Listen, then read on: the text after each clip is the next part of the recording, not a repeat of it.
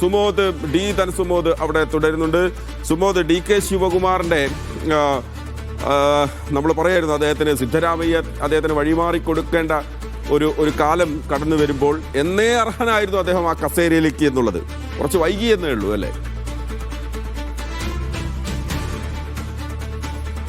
2019 October 23 അദ്ദേഹം ജയിലിൽ നിന്ന് ഇറങ്ങുന്നത്, തീഹാർ ജയിലിൽ നിന്നും. അതായത് നീണ്ട 50 ദിവസം ജയിൽവാസത്തിന് ശേഷമാണ് DK ശിവകുമാർ ജയിലിൽ നിന്ന് ഇറങ്ങുന്നത്. അതിനു മുമ്പ് തന്നെ ED വന്ന് മുട്ടുമ്പോഴും അല്ലെങ്കിൽ ആദായ നികുതി വന്ന് മുട്ടുമ്പോഴും എല്ലാം മുട്ടുപിറക്കുന്ന നേതാക്കന്മാരെയായിരുന്നു അതിനു മുമ്പ് കാണുന്നത്. അങ്ങനെ കൂട്ടത്തോടെ നേതാക്കന്മാർ BJP-യിലേക്ക് ചേരുന്ന ഒരു കാഴ്ചയാണ്, ED പേടിയിൽ ചേരുന്ന ഒരു കാഴ്ചയായിരുന്നു അന്ന് കണ്ടുകൊണ്ടിരുന്നത്. പക്ഷെ ആ സമയത്തെല്ലാം കോൺഗ്രസിന്റെ ഒരു നായകനായി മുന്നിൽ നിന്ന് ഒരു പ്രധാനപ്പെട്ട ഒരു പടനായകനായിട്ട് തന്നെ മാറിയ ഒരാളാണ് DK ശിവകുമാർ. അങ്ങനെ ആ കഴിവിന്റെ ഒരു അംഗീകാരം കൂടിയാണ്. അദ്ദേഹം തിഹാർ ജയിലിൽ ആ തടവറയിൽ കഴിഞ്ഞ കാലത്തൊന്നും അദ്ദേഹത്തിന് കീഴ്പ്പെടുത്താൻ കഴിഞ്ഞിരുന്നില്ല. മാത്രമല്ല മുഖ്യമന്ത്രി സ്ഥാനം അടക്കം ഓഫർ ഇതിനു മുമ്പും BJP വെച്ചിട്ടുണ്ട്. ആ തരത്തിലുള്ള ഒരു ഓഫറുകളിലും താൻ വഴങ്ങില്ല. ഒരു BJP നീട്ടുന്ന ഒരു തരത്തിലുള്ള ഒരു സൗജന്യത്തിനോ വാഗ്ദാനത്തിനോ താൻ ഒരിക്കലും അനുകൂലമല്ല. മാത്രമല്ല രാജ്യം നശിപ്പിക്കുന്ന വർഗീയതയ്ക്കെതിരെ അവസാന ശ്വാസം വരെ താൻ ഒരു കോൺഗ്രസ്സുകാരനായി തന്നെ തുടരുമെന്ന് ഉറക്കെ പ്രഖ്യാപിച്ച നേതാവാണ് DK ശിവകുമാർ. അങ്ങനെ ഈ കാത്തിരിപ്പിന്റെ ഒരു ഫലം അദ്ദേഹത്തിന് കിട്ടിക്കൊണ്ടിരിക്കുകയാണ്.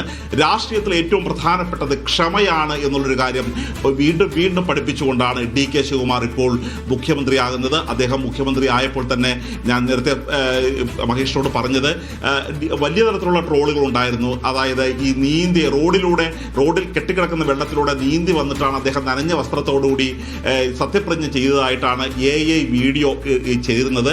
അതുകൊണ്ട് തന്നെ അദ്ദേഹത്തിന്റെ ആദ്യ തീരുമാനം ഉണ്ടാകാൻ പോകുന്നത് ഈ തരത്തിലുള്ള ബാംഗ്ലൂരിലെ ഗതാഗത കുരുക്കില്ലാതാക്കുക, വെള്ളക്കെട്ടില്ലാതാക്കുക, വിദ്യാഭ്യാസത്തിന് പ്രാധാന്യം കൊടുക്കുക തുടങ്ങിയ കാര്യങ്ങളിൽ വരുന്ന ഒരു DK ടച്ച് എല്ലാ വിഷയങ്ങളിലും ഉണ്ടാകാറുണ്ട്. അതായത് DK ആണെങ്കിൽ ചെയ്യുന്ന കാര്യങ്ങൾ മാത്രമേ പറയുന്ന കാര്യങ്ങളെല്ലാം ചെയ്യുകയും ചെയ്യും.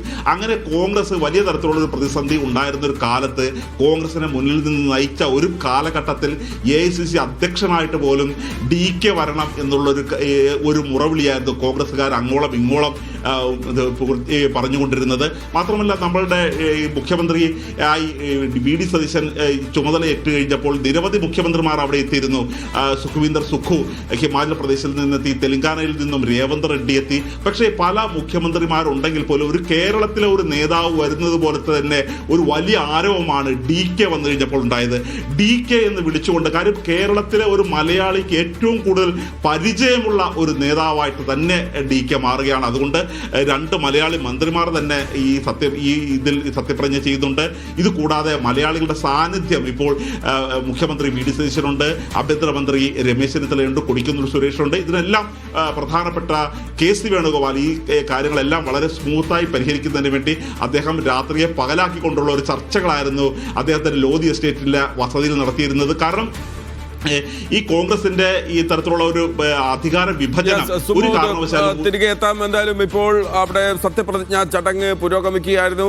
ദേവനഹള്ളിയിൽ നിന്നുള്ള KH മുനിയപ്പ മന്ത്രിയായി സത്യപ്രതിജ്ഞ ചെയ്ത് അധികാരമേറ്റിരിക്കുന്നു. ഇനിയുമുണ്ട് 2 മലയാളികൾ മന്ത്രിസഭയിലുണ്ട് എന്നുള്ള ഒരു പ്രത്യേകത കൂടിയുണ്ട്.